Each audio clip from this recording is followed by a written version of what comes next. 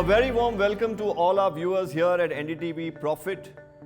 This is VoiceWhat presents the great business story, transforming India in association with NDTV Profit. Today we are going to talk about a very interesting concept as always. Now in India, electric vehicles somewhere have been, vouched to transform urban mobility. But there are some challenges that consumers face, especially when it comes to charging.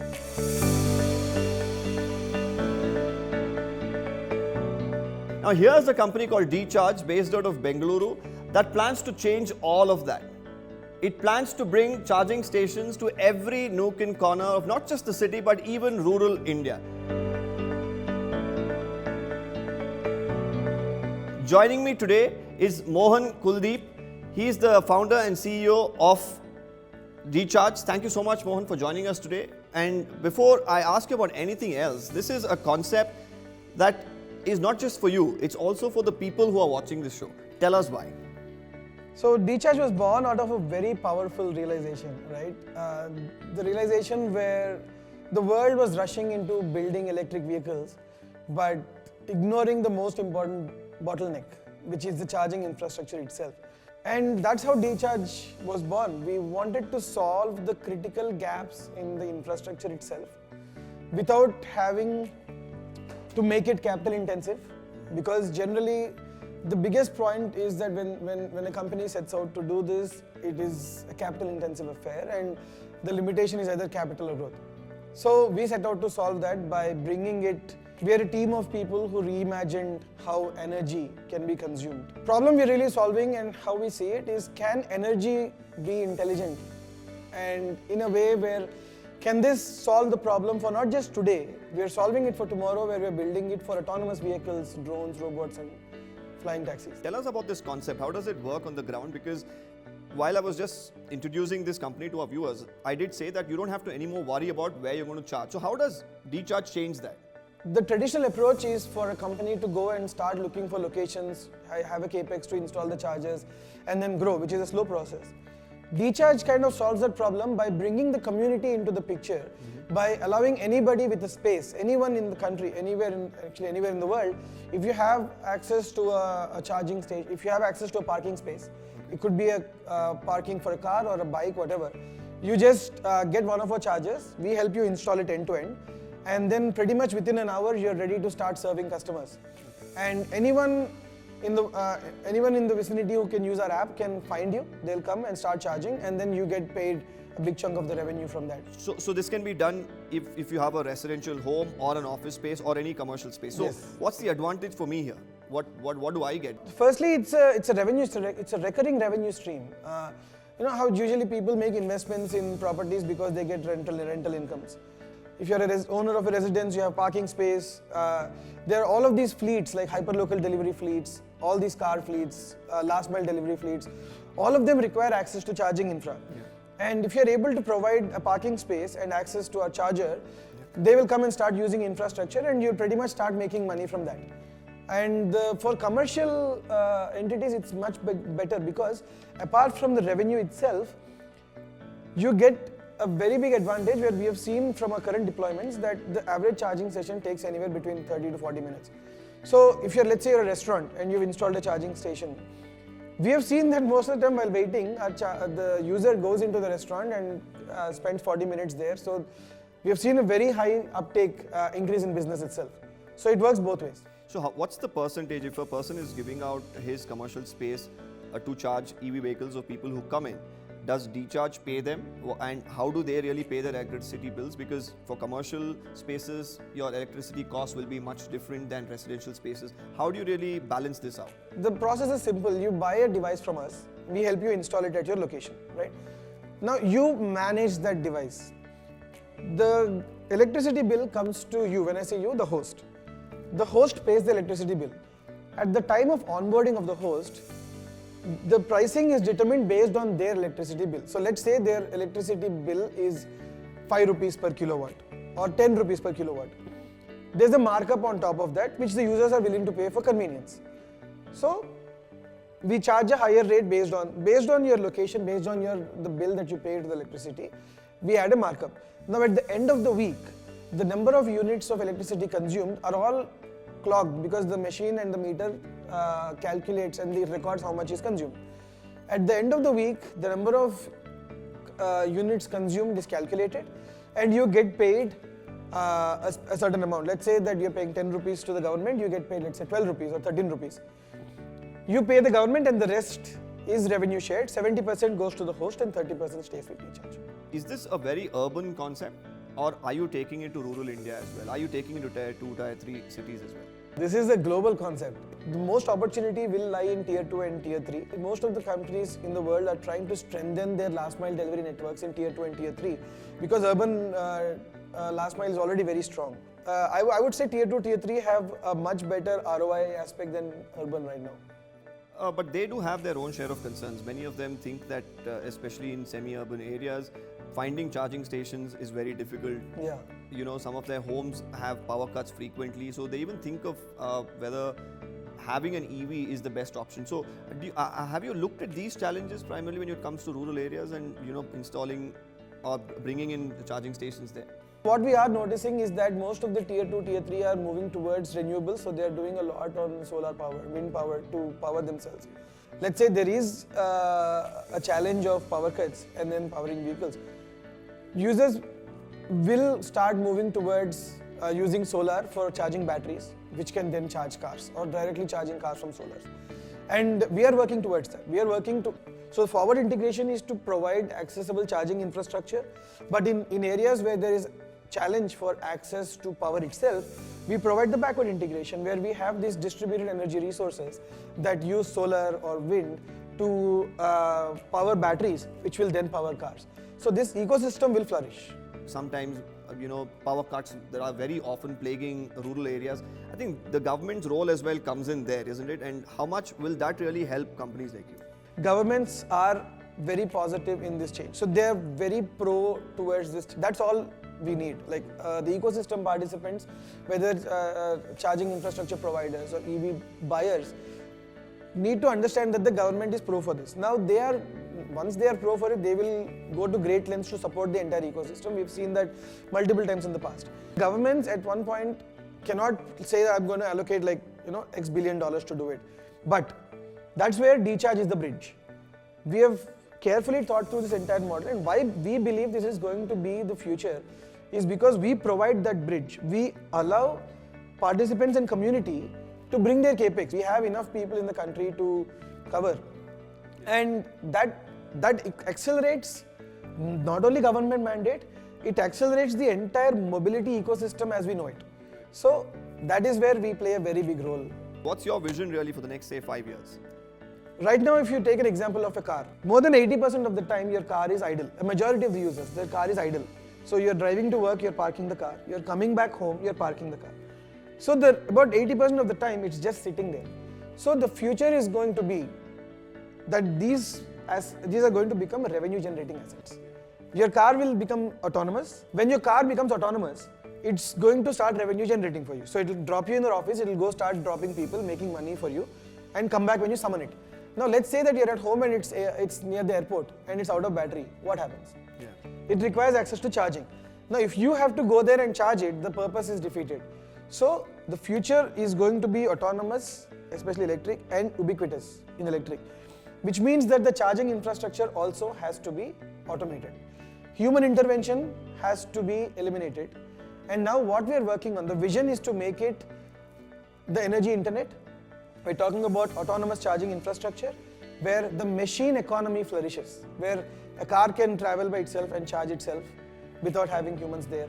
And everybody who's just setting up a charger at home or at their location is making revenues just by hosting a space.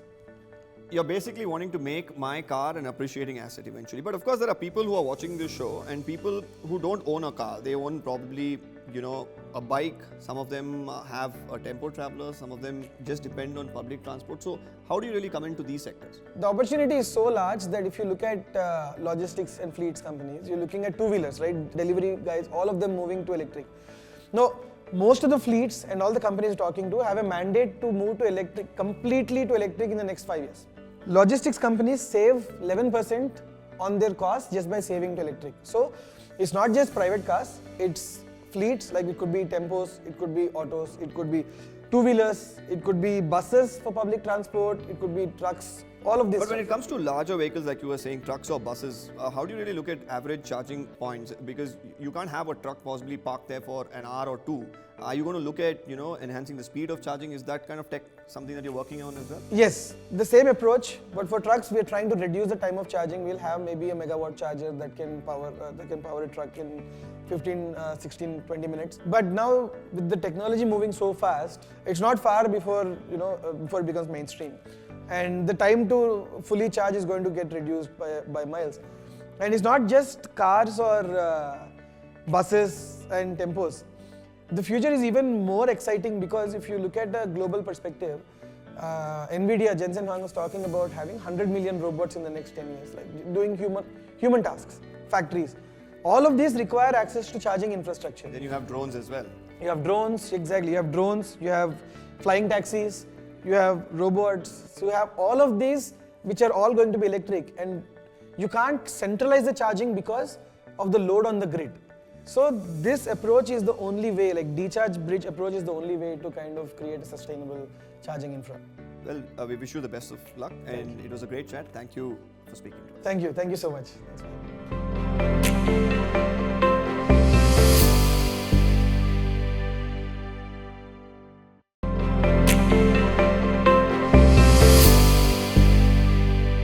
Hello and welcome. You're watching VoiceWhat presents the great business story transforming India in association with NDTV Profit. In today's episode, we dive into the dynamic world of online digital loans and lending products, where RBI licensed NBFCs are revolutionizing access to credit with seamless tech-driven solutions for millions of Indians. And I'm absolutely thrilled to be joined by Mr. Charlie Lee, the CEO of Balance Hero, the innovative force behind True Balance. Welcome to NDTVs. The first thing that I want to ask you is, it's been what, 8.5 years since Balance Hero India's inception. Take us through the journey of Balance Hero India and how has it evolved into this leading financial services platform in this country now? We actually founded this company in 2014 actually, so it's more than a decade journey. India actually we have founded Balance Hero India in 2016. So for last one decade, biggest problem statement we have said is like the finance access issues of the so-called next billion or India middle class.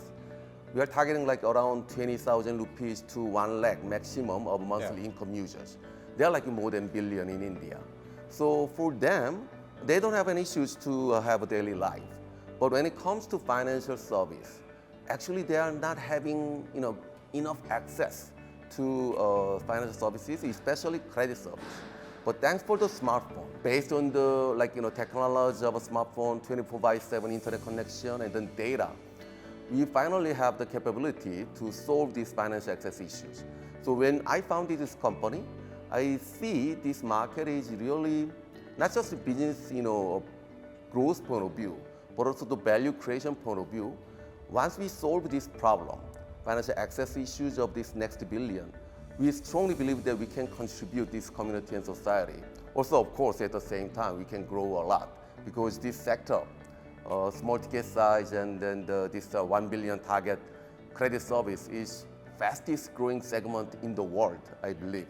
So that's how actually we made this company and then we set our mission as Finance for All.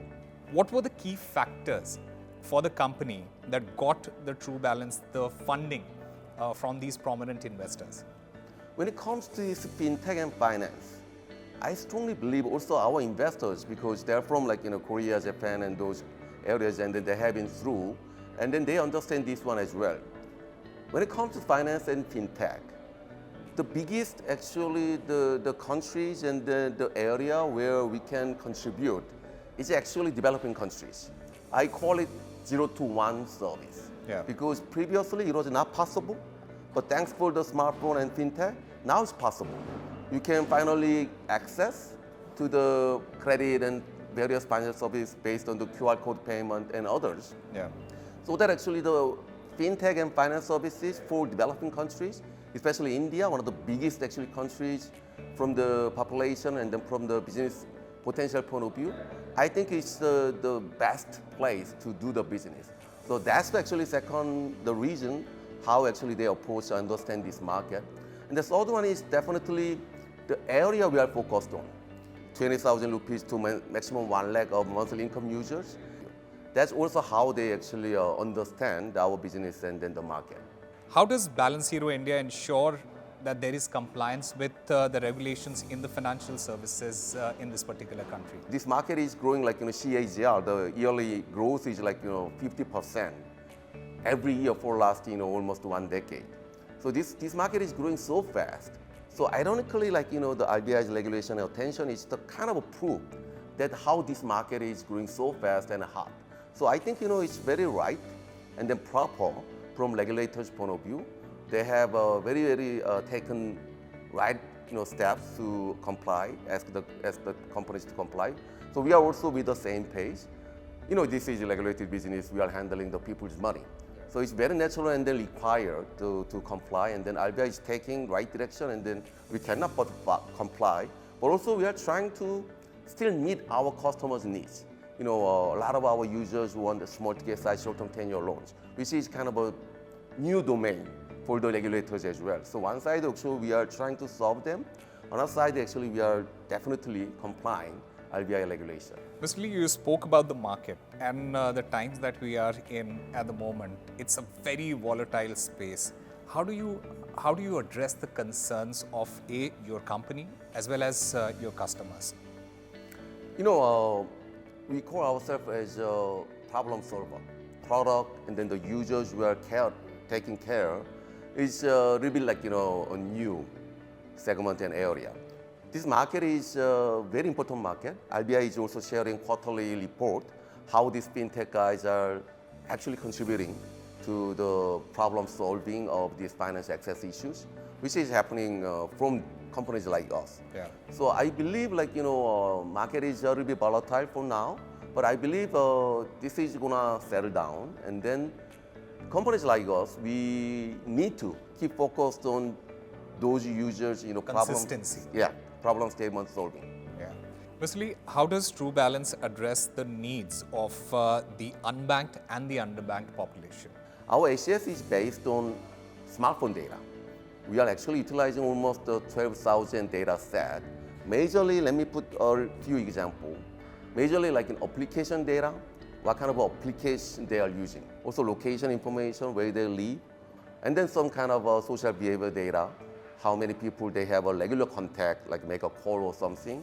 That's also very good data because, interestingly, if they have a regular contact, his credit is actually supposed to be high.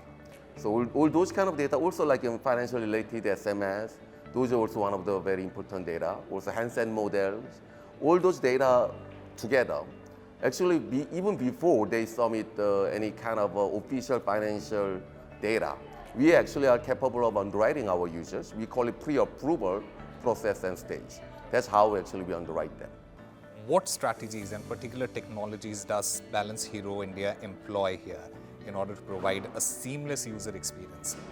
Our service is 100% digital, like D2C service. Yeah. We are not even single one process, and then the funnel is dependent on offline process, 100% digital service.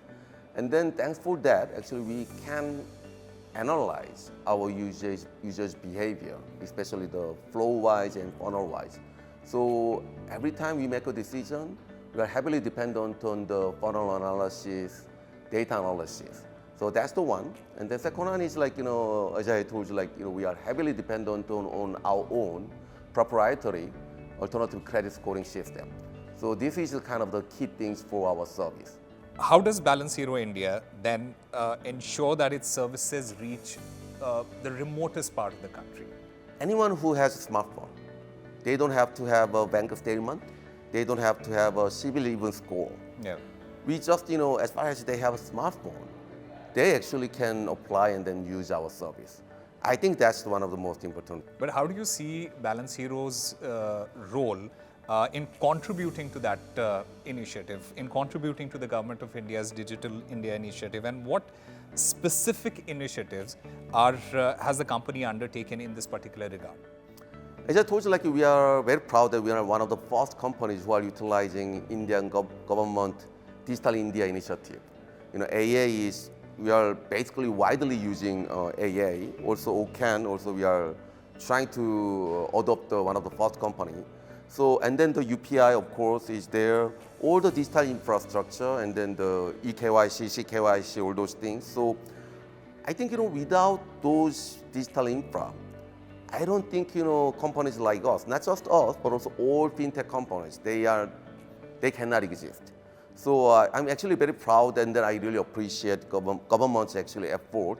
And then we will keep that initiative to fully utilize the government efforts to digitalize India, because that's also beneficial for us. And do you feel that it's a safe space at this moment? Definitely, because even compared to others, even compared to Korea and the other countries, I think India's regulation and then India's digital infrastructure is, I think, very, very, very advanced. So before I ask you this last question, let's also listen into some of the reactions of the people who have been working in this company. Take a look. So for me, it's just not work, it's a vibe, and it's really exciting to not just growing stronger, but growing together. I'm very proud to be part of a team which puts customer first every single day. What draws me to work every day is the culture of a growth mindset. What are the key strategic goals for Balance Hero India, and are there any sort of new products or services that are in offer at the moment? Our goal is to provide finance service for especially those users who don't have full access to finance service. So definitely, when it comes to finance, credit is the core, right? Credit is one of the most important financial services. So we are now very focused on the credit together with payment. But later on, definitely we are planning to expand to other financial services like insurance and small investment. But one thing for sure is, we are not gonna change our target users. So I believe we can solve those other countries' issues as well. Mr. Lee, thank you very much for speaking with NDTV. All the very best. Thank you. Thank you very much.